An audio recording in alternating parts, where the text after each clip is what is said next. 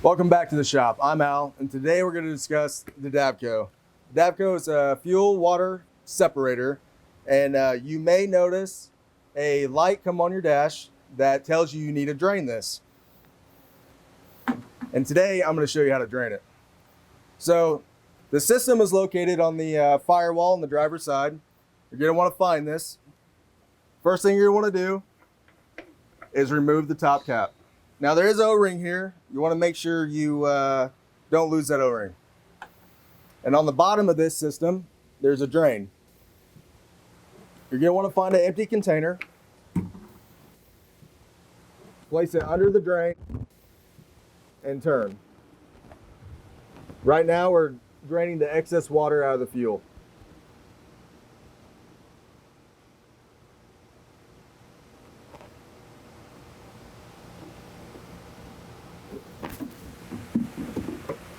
And when you're complete, put the lid on, put it somewhere safely in your truck. When you come back to the shop, we can dispose of this for you. And then simply just take the cap, make sure the O-ring's there again, put it back on, twist it until you hear a click, and that's it.